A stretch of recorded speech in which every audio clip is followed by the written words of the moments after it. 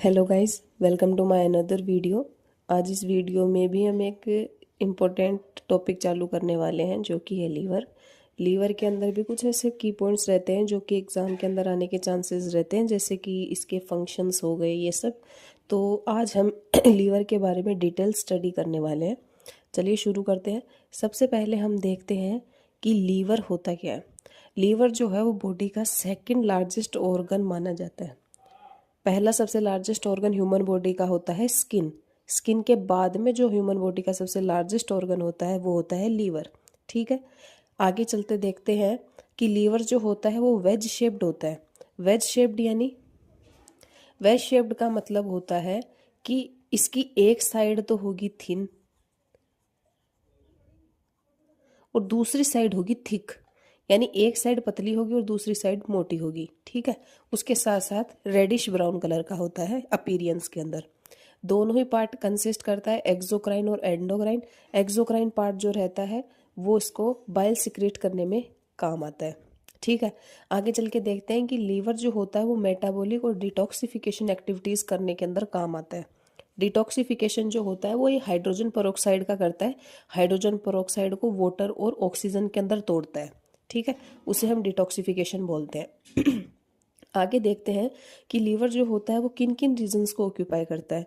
तो लीवर जो रहता है ये राइट हाइपोकॉन्ड्रियम, एपिगैस्ट्रियम जो कि अपर पार्ट होता है, और left hypochondrium, right upper quadrant, इन चार पार्ट को ये कंसिस्ट करके रखता है। ठीक है, आगे दूसरी बात हम देखते हैं कि लीवर जो रहता है इसका वेट कितना रहता है। लीवर का वेट जो है वो 1.4 से 1.8 केजी तक रहता है, यानी एक एवरेज अगर वेट हम ले तो 1.5 केजी क्या रहता है, इसका वेट रहता है ह्यूमन बॉडी के अंदर, और 15 सेंटीमीटर इसकी विड्थ रहती है। ठीक है, लेकिन बर्थ के टाइम पे 150 ग्राम का ही लीवर का वेट होता है। बर्थ के टाइम पे लीवर का वेट कितना होगा, 150 ग्राम, और अडल्ट होने के बाद लीवर का वेट कितना हो जाएगा, ऑन एन एवरेज बात करें तो 1.5 केजी के लगभग। ठीक है, प्रोपोर्शनेट वेट की बात करें तो लीवर का जो वेट रहता है वो बच्चों के अंदर ज़्यादा रहता है। ठीक है, ज़्यादा कैसे रहता है, अडल्ट की अगर हम बात करें तो बॉडी वेट के 1/36 पार्ट को कौन कंसिस्ट करता है, अडल्ट कंसिस्ट करता है, और बॉडी वेट के 1/18 पार्ट को कौन कंसिस्ट करता है, न्यूबॉर्न।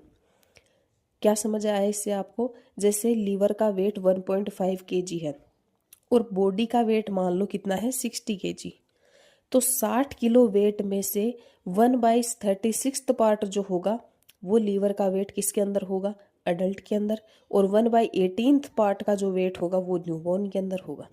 क्यों, क्योंकि ये हिमेटोपोएटिक फंक्शंस को परफॉर्म करने के काम आता है।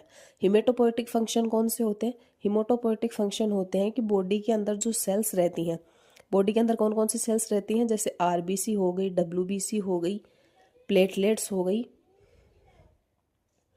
ये तो ये जो सेल्स रहती हैं, ये सेल्स अपना वर्क कैसे रेगुलेट करती हैं, ये सेल्स प्रोड्यूस कैसे होती हैं, तो वो सारे के सारे काम हिमेटोपोएटिक फंक्शंस ही रहते हैं। तो ये बात होगी हिमेटोपोएटिक फंक्शन की। होप इतना समझ में आया। आगे चलते हैं। नेक्स्ट हम देखते हैं लीवर जो रहता है वो फ्रेबियल टू टच रहता है। फ्रेबियल यानी इजीली क्रम्बल्ड हो सकता है। क्या, इजीली क्रम्बल्ड, हिंदी में अगर हम बात करें इजीली क्रम्बल्ड मतलब जैसे भूरभूरे जिसे हम बोलते हैं, तो इजीली क्रम्बल्ड रहता है। उसके साथ साथ हाईली वस्कुलर रहता है। उसके साथ साथ एक इम्पोर्टेंट फैक्टर लीवर का यहाँ क्या देखा जाता है कि लीवर के पास रीजनरेशन की कैपेसिटी रहती है। ठीक है, बॉडी का इकलौता ऐसा ऑर्गन है जो कि रीजनरेट हो सकता है। जैसे एनिमल्स के अंदर हम बात करें, लिजार्ड हो गई, तो लिजार्ड के पास भी रीजनरेशन की कैपेसिटी रहती है। उसकी पूंछ टूट जाती है, कट जाती है, तो वो वापस रीजनरेट हो जाती है। वैसे ही हमारी बॉडी के अंदर लीवर ऐसा पार्ट है जो कि वापस रीजनरेट हो सकता है। ठीक है, अब लीवर की सरफेस की अगर हम बात करें तो लीवर की दो सरफेस रहती है, एक तो पैराइटल सरफेस और दूसरी विसरल सरफेस। पहली पैराइटल और दूसरी विसरल।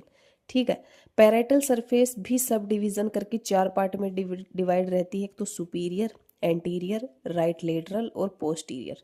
तो ये चार सब डिविजन्स रहते हैं पैराइटल के, और दूसरी रहती है विसरल जिसे हम इंफीरियर सरफेस भी बोलते हैं। ठीक है, बॉर्डर्स की अगर मैं बात करूँ तो लीवर के 3 बॉर्डर्स रहते हैं, पोस्टीरियर सुपीरियर, पोस्टीरियर इंफीरियर और इंफीरियर बॉर्डर। ठीक है, इंफीरियर बॉर्डर जो रहता है वो शार्प रहता है, और इंफीरियर सरफेस को किससे सेपरेट करता है? एंटीरियर और राइट लेटरल बॉर्डर से सेपरेट करके रखता है इंफीरियर बॉर्डर। ठीक है। अब सबसे मेन जो बात आती है वो आती है लीवर के ब्लड सप्लाई की। इंपॉर्टेंट बात है, ध्यान से सुनिएगा। देखो लीवर जो रहता है, लीवर जो है वो दो लार्ज ब्लड वेसल्स से कनेक्टेड रहता है। कौन कौन सी? एक तो हिपेटिक आर्टरी और दूसरी पोर्टल वेन। कौन सी? हिपेटिक आर्टरी और दूसरी पोर्टल वेन। हिपेटिक आर्टरी क्या करती है? ऑक्सीजन रिच ब्लड को कैरी करती है। कहाँ से? अरोटा से और सीलियक ट्रंक से। यानी हिपेटिक आर्टरी क्या करेगी? ऑक्सीजन रिच ब्लड को कैरी करेगी ओर्टा के अंदर, किसके थ्रू? सीलियक ट्रंक के थ्रू। ठीक है। पोर्टल वेन क्या करती है? पोर्टल वेन के अंदर डाइजेस्टेड न्यूट्रिएंट्स प्रेजेंट रहते हैं, जो कि कहाँ से कैरी करती है? वो गैस्ट्रोइंटेस्टाइनल पार्ट हो गया, या फिर हम बोल सकते हैं स्प्लीन या फिर पैनक्रियाज से। हिपेटिक आर्टरी तो ऑक्सीजन रिच ब्लड कैरी करेगी, और पोर्टल वेन जो होगी वो डाइजेस्टेड रिच न्यूट्रिएंट्स को कैरी करेगी गैस्ट्रोइंटेस्टिनल ट्रैक्ट से या फिर स्प्लीन और पैनक्रियाज से। इतना समझ में आया? आगे देखिए। आगे इसके आते हैं लीवर के लोब्स। लीवर के 4 लोब्स रहते हैं, राइट लोब, लेफ्ट लोब, कोर्डिएट और क्वाड्रेट। देखो कोर्डेट और क्वाड्रेट लोब जो रहते हैं ये दोनों सुपरफिशियल लोब्स रहते हैं या फिर एसेसरी लोब्स रहते हैं, जो कि दोनों के दोनों कहाँ लोकेटेड रहते हैं? राइट लोब के अंडर साइड, नीचे की तरफ लोकेटेड रहते हैं राइट लोब के। ठीक है। इन दोनों को बोलते हैं हम सुपरफिशियल लोब या फिर एसेसरी लोब्स। ठीक है। आगे बात करते हैं कुछ अदर एनाटॉमिकल लैंडमार्क्स इसके अंदर आते हैं, जो कि 3 लैंडमार्क्स रहते हैं इसके। लिगामेंटम वेनोसम, लिगामेंटम टेरिस और पोर्टा हिपेटिस। लिगामेंटम वेनोसम, लिगामेंटम टेरिस और पोर्टा हिपेटिस। लिगामेंटम वेनोसम क्या रहता है? लिगामेंटम वेनोसम जो है वो पोस्टीरियर लीवर पे लोकेटेड रहता है, पोस्टीरियर लीवर पे लोकेटेड रहेगा। वहीं बात करें लिगामेंटम टेरिस की, तो लिगामेंटम टेरिस जो रहता है ये एसिटाबुलर नोच को फीमोरल हेड के फोविया से कनेक्ट करके रखता है। लिगामेंटम टेरिस क्या करता है? एसिटाबुलर नोच को फीमोरल हेड के फोविया पार्ट से कनेक्ट करके रहता है। और पोर्टा हिपेटिस क्या करता है? पोर्टा हिपेटिस जो रहता है वो 5 सेंटीमीटर लॉन्ग फीसर रहता है, जो कि कोर्डिएट और क्वाड्रेट लोब के बीच में लोकेटेड रहता है। ठीक है। पोर्टा हेपेटाइटिस कहाँ प्रेजेंट होता है? कोर्डेट और क्वाड्रेट लोब के बीच में प्रेजेंट रहता है और 5 सेंटीमीटर लॉन्ग फिशर रहता है। ठीक है। ये लोब्यूल जो रहते हैं ये लीवर की फंक्शनल यूनिट मानी जाती हैं। ठीक है। हर एक लोब्यूल जो रहता है वो मिलियंस ऑफ हिपेटिक सेल से मिलकर बना हुआ होता है। और हिपेटिक सेल कौन सी होती है? हिपेटोसाइट्स। लीवर की सेल कौन सी रहती है? हिपेटोसाइट्स। तो याद रखिएगा, हर लोब्यूल जो रहता है वो मिलियंस ऑफ हिपेटिक सेल्स से कनेक्टेड रहता है या मिलकर बना हुआ रहता है। और ये हिपेटिक सेल्स जो रहती हैं ये बेसिक मेटाबॉलिक सेल्स रहती हैं, यानी मेटाबॉलिज्म परफॉर्म करने के काम आती हैं। ठीक है। आगे चलते हैं। ये जो लोब्यूल्स रहते हैं ये एक दूसरे के साथ कनेक्टेड रहते हैं एक fine dense irregular connective tissue layer के थ्रू, जो कि पूरे के पूरे लीवर को आपस में कनेक्ट करके रखती है या कवर करके रखती है, जिसे हम बोलते हैं ग्लिसन्स कैप्सूल। क्या बताया मैंने कि ये जो लोब्यूल्स रहते हैं ये एक दूसरे के साथ में कनेक्टेड रहते हैं एक fine dense irregular connective tissue layer के थ्रू, जो कि पूरे के पूरे लीवर को कवर करके रखती है, उसे हम बोलते हैं ग्लिसन्स कैप्सूल। आई समझ? आगे देखते हैं। ये बात हो गई लोब्यूल्स की। नेक्स्ट इसके अंदर आती है वो आती है बाइलेरी डक्ट। बिलियरी डक्ट क्या रहती है? बिलियरी डक्ट जो रहती है वो बाइल डक्ट की ब्रांच से ही डिराइव की गई ही है। और ये बिलियरी डक्ट जो होती है इसको हम बिलियरी ट्री के नाम से भी जानते हैं। यानी ये बिलियरी डक्ट क्या काम करती है? बाइल को लीवर के अंदर बाइल सिक्रीट होता है, तो बाइल सिक्रीट कौन से डक्ट के थ्रू होता है? बिलियरी डक्ट के थ्रू। तो लीवर में जो बिलियरी डक्ट रहती है वो बाइल को सिक्रीट करने का काम करती है। उसके साथ बाइल सिक्रीट किया तो उसको सबसे पहले कहाँ ट्रांसपोर्ट करेगी? बाइल सिक्रीट होते ही स्मॉल इंटेस्टाइन के सबसे पहले पार्ट के अंदर जाएगा, जिसे हम बोलते हैं ड्यूडेनम। यानी लीवर की जो बिलियरी डक्ट है उसने बाइल को सिक्रीट किया और बाइल सिक्रीट होते ही स्मॉल इंटेस्टाइन के पहले पार्ट के अंदर चला गया, जिसे ड्यूडेनम बोलते हैं, यानी ड्यूडेनम के अंदर चला गया। ठीक है। कैसे गया? इंट्राहिपेटिक डक्ट है। इंट्राहिपेटिक डक्ट जो होगी वो ब्लड को ड्रेन करके कहाँ ले जाएगी? राइट और लेफ्ट हिपेटिक डक्ट के अंदर। इंट्राहिपेटिक डक्ट ब्लड को ड्रेन करके राइट और लेफ्ट हिपेटिक डक्ट के अंदर लेके चली जाएगी। और ये जो हिपेटिक डक्ट होगी ये किसके अंदर मर्ज हो जाएगी? कॉमन बाइल डक्ट के अंदर मर्ज हो जाएगी। किसके अंदर? कॉमन बाइल डक्ट के अंदर मर्ज हो जाएगी। अब ये जो कॉमन हिपेटिक डक्ट यहाँ पे थी, कॉमन हिपेटिक डक्ट के अंदर कौन मर्ज होगा? सिस्टिक डक्ट मर्ज होगी, जो कि कहाँ से आई है? गोल ब्लैडर से आई है। ये गोल ब्लैडर से सिस्टिक डक्ट जो आई है, ये कॉमन हिपेटिक डक्ट के अंदर मर्ज होके किसके अंदर चली जाएगी? कॉमन बाइल डक्ट के अंदर। और ये कॉमन बाइल डक्ट फिर कहाँ एंटर कर जाएगी?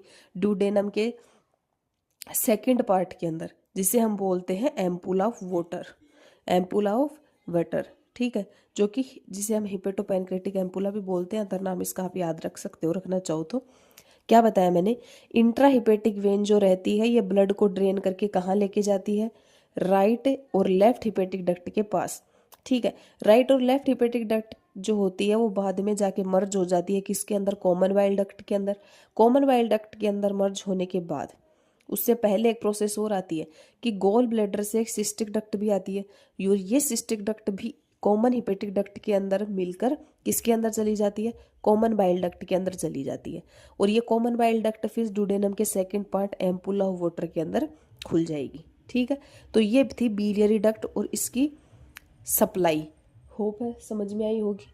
नेक्स्ट हम देखते हैं लीवर के फंक्शंस। अब देखो ये जो टॉपिक है ये सबसे इम्पोर्टेंट टॉपिक है और क्वेश्चन आने का चांस रहता है इससे कि लीवर के फंक्शंस क्या क्या रहते हैं, ठीक है। सबसे पहला फंक्शन जो लीवर का रहता है वो रहता है कार्बोहाइड्रेट के मेटाबॉलिज्म का। कार्बोहाइड्रेट को मेटाबोलाइज करने के काम आता है, प्रोटीन को मेटाबोलाइज करेगा, लिपिड को मेटाबोलाइज करेगा, उसके साथ साथ में स्टोरेज भी करता है। किसका स्टोरेज करता है? मल्टीपल सब्सटेंस का। मल्टीपल सब्सटेंस में कौन कौन आएंगे? जैसे vitamin B12, vitamin A, vitamin E भी आता है, विटामिन के भी आता है, कॉपर, आयरन, इन सब को स्टोर करके रखता है, यानी स्टोरेज की कैपेसिटी भी इसकी रहती है। उसके साथ साथ में एल्बुमिन का प्रोडक्शन भी करता है। किसका प्रोडक्शन करता है? एल्बुमिन का प्रोडक्शन करता है। उसके साथ साथ में डिटॉक्सिफिकेशन, जो मैंने आपको स्टार्टिंग में बताया था कि डिटॉक्सिफिकेशन और मेटाबॉलिज्म का फंक्शन इसका रहता है। तो डिटॉक्सिफिकेशन किसका करता है? Hydrogen peroxide. हाइड्रोजन परऑक्साइड एक टॉक्सिक ऑक्सीडाइजिंग एजेंट है। कौन है? एक टॉक्सिक ऑक्सीडाइजिंग एजेंट है जिसको ये डिटॉक्सिफाई करके किसके अंदर कन्वर्ट कर देता है? वाटर और ऑक्सीजन के अंदर तोड़ देता है। हाइड्रोजन परऑक्साइड को ये किसके अंदर तोड़ेगा? वाटर और ऑक्सीजन के अंदर। क्यों? क्योंकि ये क्या है? एक स्ट्रॉन्ग ऑक्सीडाइजिंग एजेंट है, ठीक है। एक नोट यहाँ पे मैंने दिया है, तो ये आप याद रख सकते हैं कि अगर लीवर के अंदर डिसफंक्शनिंग हो जाए तो उससे आपको जॉन्डिस भी हो सकती है। अगर डिजीज आपसे पूछे कि लीवर की डिसफंक्शनिंग से कौन सी डिजीज होती है, तो आप जॉन्डिस लिख सकते हैं, ठीक है। तो ये जितनी भी बातें थी लीवर की वो मैंने सारी की सारी आपको बता दी हैं। इसके फंक्शंस, इसकी ब्लड सप्लाई, इसके बॉर्डर्स, इसकी सरफेस, उसका इंट्रोडक्शन। इससे ज़्यादा बाहर तो कुछ होगा नहीं मेरे हिसाब से। जितना भी था वो मैंने आपको बता दिया है। होप है कि आपको अच्छा लगा होगा। एकदम प्रॉपर नोट्स की तरह मैंने समझाए हैं और होप है कि आपको ये नोट्स भी समझ आए होंगे और अच्छे लगे होंगे। तो आज की वीडियो में इतना ही। मिलते हैं नेक्स्ट वीडियो के अंदर। अगर आपको वीडियो अच्छी लगी तो like, share and subscribe and comment. तब तक के लिए थैंक यू।